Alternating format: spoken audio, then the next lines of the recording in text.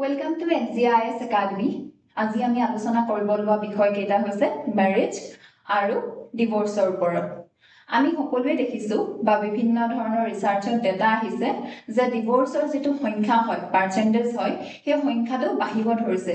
ইয়াক আমি দুটা পাৰ্সপেক্টিভৰ পৰা চাব পাৰো। প্ৰথম পাৰ্সপেক্টিভটো হৈছে যে ওয়েষ্টাৰ্নাইজেশনৰ প্ৰভাৱত আমাৰ ইণ্ডিয়ান সোসাইটিৰ কালচাৰেল আৰু মৰেল ভ্যালু ডিকে হৈছে।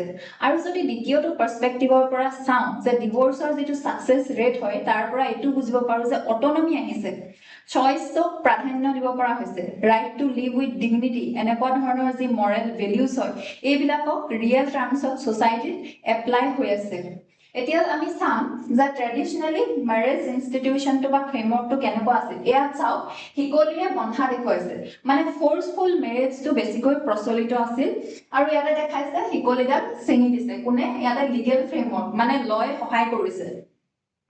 আৰু এতিয়া পুৰণা যি ম্যাৰেজ আছিল সেই ম্যাৰেজৰ ইনভলভ অকল দুজন ব্যক্তি নাছিল, এখন সোসাইটি ইনভলভ আছিল বা আৰু লগতে সেই যি পেট্ৰিয়াৰ্কেল কন্ট্ৰোল আছিল। সোসাইটি এখনে যেতিয়া ডিসাইড কৰিছিল এগৰাকী উইমেনৰ স্পেশালি সেক্সুয়াল ওৰিয়েন্টেশন কাৰ লগত হ'ব তেওঁ কাক প্ৰেফাৰ কৰিব এই সকলোবোৰ দায়িত্ব কোনে লৈছিল পেট্ৰিয়াৰ্কেল মানে মেল মেম্বাৰ্স অফ দা সোসাইটি নহলে মেল মেম্বাৰ্স অফ দা ফ্যামিলি লৈছিল। বিয়া হোৱাৰ আগলৈকে তেওঁ ককাই ভাই বা দেউতাকে লৈছিল, বিয়া হোৱাৰ পাছত তেওঁৰ হাজবেণ্ড আৰু ল'ৰা ছোৱালী ললে।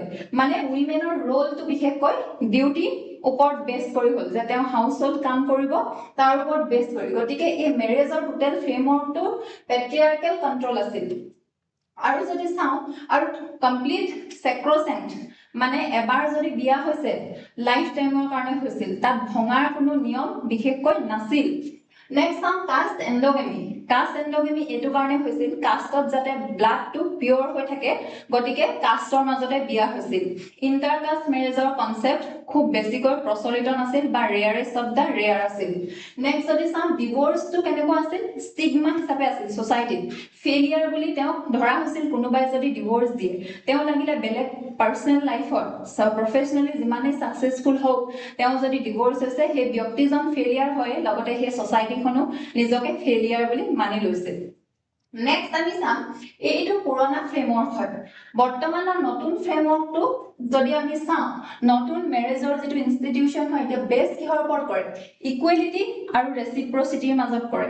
এতিয়া ইকুৱেলিটি ইজন সিজন পাৰ্টনাৰক সমান হিচাপে চাই, ৰেচিপ্ৰচিটি যেনেকুৱা ধৰণৰ ব্যৱহাৰ কৰিব তেনেকুৱাই ৰিটাৰ্ণ পাব, গিভ এণ্ড টেক এনেকুৱা ধৰণৰ কনসেপ্ট বিলাকে এৰাইজ কৰিছে। কনসেন্ট আৰু মিউচুৱেল ৰেসপেক্ট থাকে। ইজনে সিজনক ৰেসপেক্ট কৰা বা সমৰ্থন দিয়া তেতিয়াহে ম্যাৰেজৰ ইনষ্টিটিউশনটো এতিয়া চলিব ধৰিছে এই প্ৰিন্সিপাল বিলাকৰ ওপৰত ভিত্তি কৰি। বৰ্তমান ইমোশনাল ওয়েলবিং বা ইমোশনাল এভেইলেবিলিটিটো বেছি এমফেসিস কৰা হৈছে ফাইনান্সিয়াল ডিপেন্ডেন্সিতকৈ। যেহেতু ট্ৰেডিশনালি উইমেন সকলে ইকোনমিক্যালি ইন্ডিপেন্ডেন্ট নাছিল, তেওঁলোকে অকল ঘৰৰ কাম কৰাত বেছি গুৰুত্ব দিছিল। কিন্তু বৰ্তমান উইমেন সকল সোশিয়ালি ফাইনান্সিয়ালি নিজে ইন্ডিপেন্ডেন্ট হৈছে আৰু তেওঁলোকে এনেকুৱা পাৰ্টনাৰ বিচাৰে যাৰ লগত সমানে টেবুলত বহি নেগোশিয়েট কৰিব পাৰে। যেনেকৈ ইয়াতে লিখা আছে ডেমোক্ৰেটাইজেশন অফ ইন্টিমেসি, কম্পেটিবল কিমান হয় ইজন সিজনৰ লগত হেতু গুৰুত্ব দিয়ে। মেইনলি কেয়াৰ লাভ এইবিলাকে এতিয়া ম্যাৰেজ ইনষ্টিটিউশনটো এনেকুৱা ধৰণৰ ভ্যালুৱে চলাব লৈছে। আৰু জাস্টিস অভাৰ এন্ডিউৰেন্স ইনজাস্টিস যেনেকৈ ডমেষ্টিক ভাইলেন্স হল, ফিজিক্যাল এবিউজ, মেন্টাল এবিউজ এনেকুৱা ধৰণৰ ইনজাস্টিসটো আঁতৰাই পানি বৰ্তমান জাস্টিসক গুৰুত্ব দিয়া হয়। যত নেকি জাস্টিস থাকিব, ৰেসপেক্ট থাকিব, ডিগনিটি থাকিব সেই তেনেকুৱা ধৰণৰ জেগাতহে বা তেনেকুৱা ধৰণৰ ভ্যালুজ লৈহে বৰ্তমানৰ ম্যাৰেজ ইনষ্টিটিউশনটো আছে।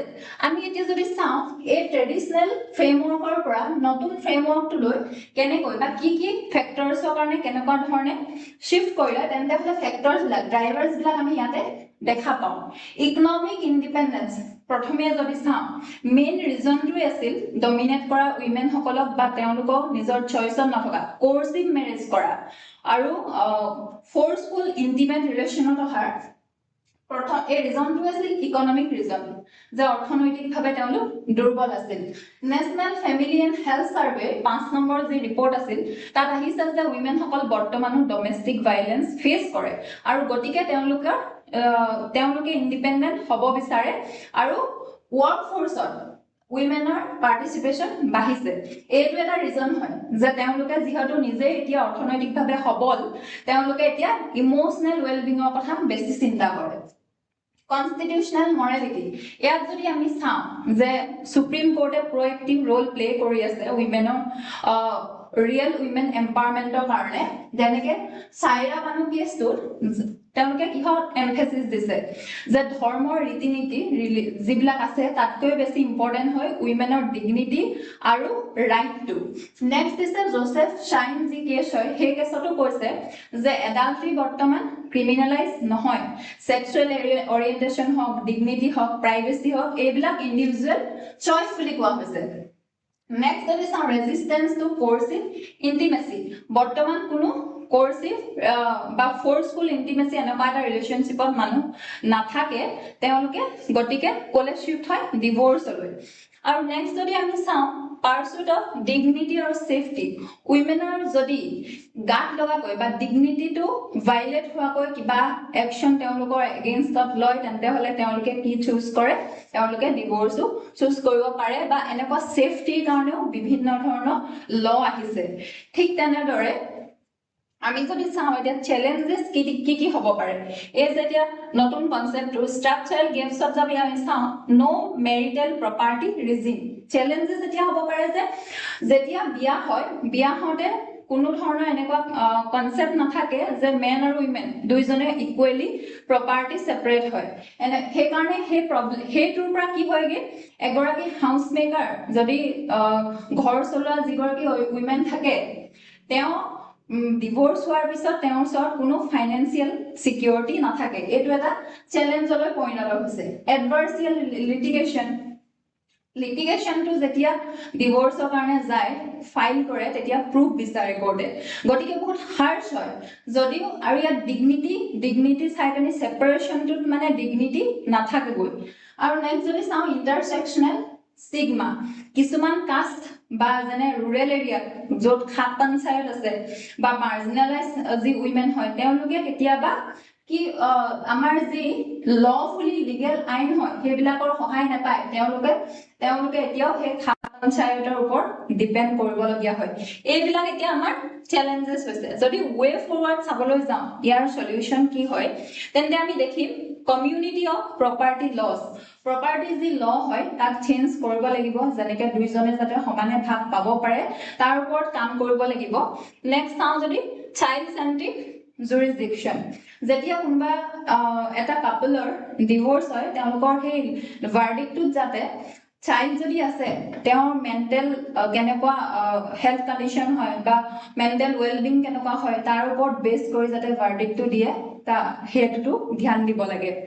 Legal aid and লিটাৰেচি, legal aid এতিয়া কিয় প্ৰয়োজন, আমাৰ সংবিধানৰ আৰ্টিকেল 39A কৈছে ফ্ৰী লিগেল এইড উইমেনক দিব লাগে, তেতিয়া তেওঁলোকে ইমান এনেকুৱা ফ'ৰ্চফুল মেৰেজবিলাকত নাথাকিব আৰু নিজৰ কাৰণে অটনমি, যি বডিলি অটনমি হয়, যি ৰাইটছ হয় তেওঁলোকৰ ডিগনিফাইড ৱেত তেওঁলোকে জীয়াই থাকিব পাৰিব।